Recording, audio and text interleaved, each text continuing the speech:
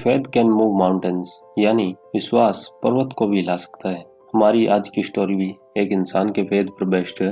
आज हम पढ़ रहे हैं क्लास 10th का first chapter a letter to God, जिसे लिखा है ग्रेगोरियो लोपेस y Fuentes।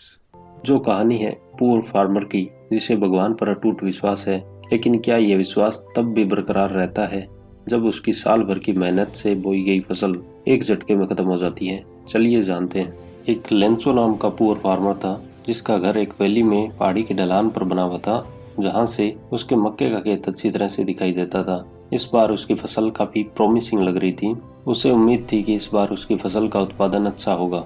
जरूरत थी तो बस एक अच्छी बारिश की। आज सुबह से ही लेंसो ने केवल एक ही काम किया है, और वह है आसमान की तरफ देखना। शाम को वह अपनी वाइफ को बोलता है कि अब जल्द ही हमें एक अच्छी बारिश देखने को मिलेगी। उसकी वाइफ कहती है, जैसी भगवान की मर्जी, यस गॉड विलिंग। ये डिनर का टाइम होता है जब लेंसो की प्रेडिक्शन सच साबित होती है। बारिश की बड़ी बड़ी बूंदें आसमान से गिरने लगती है। वह बारिश को महसूस करने के लिए बाहर जाता है। वह चिल्लाकर कहता है, ये रेन ड्रॉप्स नहीं, नए कॉइन्स की बारिश हो रही है। जो बड़ी ड्रॉप्स है वो 10 सेंट्स के कॉइन्स हैं और छोटी ड्रॉप्स 5 सेंट्स के कॉइन्स हैं। यहाँ हमसे एक क्वेश्चन पूछा जाता है कि लेंसो ने रेन ड्रॉप्स को कॉइन्स क्यों कहा? तो इसका आंसर है कि अच्छी बारिश से उसकी फसल का उत्पादन अच्छा होगा, जिसकी वजह से उसे अच्छी आमदनी होगी, इसलिए उसने रेन ड्रॉप्स को कॉइन कहा है। लेकिन तभी बहुत तेज हवा बहने लगती है और हवा के साथ ही बहुत बड़े बड़े हेलस्टोन्स यानी ओले गिरना शुरू हो जाते हैं। लेंसो चिल्लाता है, ये तो बहुत बुरी बात है, काश ये जल्द ही रुक जाए। लेकिन ये जल्द ही रुकने वाला नहीं था। लगभग 1 घंटे तक हेलस्टोन्स लेंसो के घर, गार्डन, उसके कॉर्नफील्ड और पूरी वैली में बरसते रहते हैं। मक्के के पौधों पर सिंगल लीफ भी नहीं बची थी, सब बर्बाद हो चुका था। जब तूफान थम जाता है, लेंसो अपने लड़कों से भारी दिल से कहता है, अ प्लेग ऑफ लोकस्टस, यानी टिड्डियों का पूरा झुंड भी यदि हमला करता तो उससे भी इतना नुकसान नहीं होता। इस साल हमारे खेत में मक्का नहीं होगा। वो रात बहुत भारी थी। सब कह रहे थे, ऑल वर्क फॉर नथिंग, यानी सारी मेहनत बेकार गई, अब हम क्या करेंगे?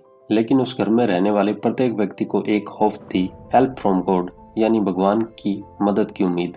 लेंसो कहता है, इतना ज्यादा अपसेट होने की जरूरत नहीं है। ऐसा कभी सुना है तुमने कि कोई भूख से मर गया हो? भूख से कोई नहीं मरता। उस पूरी रात लेंसो केवल यही सोचता रहता है कि उसे भगवान से कैसे मदद मिल सकती है। अगले संडे लेंसो एक लेटर लिखता है, जिसमें वह लिखता है, ओ गॉड, यदि आपने मेरी मदद नहीं की तो मेरी फैमिली को पूरे साल भूखा रहना पड़ेगा। मुझे 100 पीसोज की जरूरत है ताकि मैं दोबारा खेत की बुआई कर सकूं, और जब तक मुझे फसल नहीं मिल जाती मेरा काम चल सके। और आगे वो अपनी पूरी कहानी उस लेटर में लिख देता है। इसके बाद वह लेटर को एक एनवेलोप में बंद करके उस पर टू गॉड लिखता है और उसे मेल बॉक्स में डाल आता है। पोस्ट ऑफिस का एक कर्मचारी इस एड्रेस को देखकर हंसता हुआ लेंसो के लेटर को पोस्ट मास्टर के पास ले जाता है। पोस्ट मास्टर लेटर को खोलकर पढ़ता है और जोर जोर से हंसता है, लेकिन जल्दी उसे एहसास होता है कि उसे इस व्यक्ति का गॉड पर विश्वास बनाए रखना चाहिए। वह कहता है कि काश मुझे भी भगवान पर इतना विश्वास होता। इसके बाद वह अपने कलीग्स और फ्रेंड्स की मदद से 100 पीसोज इकट्ठा करने की कोशिश करता है, लेकिन 70 पीसोज इकट्ठा कर पाता है। वह इन 70 पीसोज को एक एनवेलोप में डालकर उस पर लिख देता है, फ्रॉम गॉड। यहाँ हमसे एक क्वेश्चन पूछा जाता है कि पोस्ट मास्टर ने उस लेटर पर फ्रॉम गॉड क्यों लिखा? तो उसका आंसर है कि वह लेंसो का भगवान पर विश्वास अटूट बनाए रखना चाहता था। वह नहीं चाहता था कि लेंसो को पता लगे कि उसे ये पैसे पोस्ट ऑफिस के कर्मचारियों ने दिए हैं। अगले संडे लेंसो पहले से थोड़ा जल्दी पोस्ट ऑफिस चला आता है और पूछता है कि क्या उसके लिए कोई लेटर आया है। पोस्टमैन खुद उसे लेटर देता है। वहीं पोस्ट मास्टर अपने ऑफिस की विंडो से लेंसो को देख रहा होता है। पैसे देखकर लेंसो बिल्कुल भी सरप्राइज नहीं होता है। यह दिखाता है कि उसे भगवान पर कितना कॉन्फिडेंस था।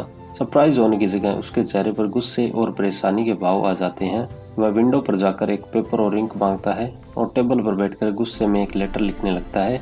लिखने के बाद वह इसे मेल बॉक्स में डालकर चला जाता है। जैसे ही लेटर मेल बॉक्स में गिरता है, पोस्ट मास्टर उसे खोलकर पढ़ता है।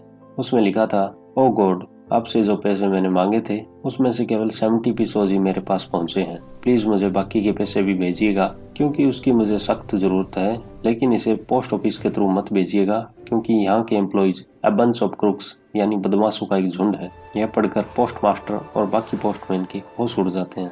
और इसके साथ ही हमारी कहानी समाप्त हो जाती है। इस कहानी से हमें यह सीख मिलती है, यदि हमें भगवान पर अटूट विश्वास है तो वह किसी न किसी माध्यम से हमारी मदद अवश्य करता है, और जरूरी नहीं है कि वह स्वयं आकर हमारी मदद करे। वह किसी अन्य के माध्यम से भी हमारी मदद कर सकता है। इसके साथ ही हमारी कहानी या लेटर टू गॉड समाप्त होती है। अपने लेसन्स को ऐसे ही इंटरेस्टिंग वे में समझने के लिए बने रहिए हमारे साथ। मिलते हैं नेक्स्ट वीडियो में, तब तक के लिए जय हिंद, जय भारत।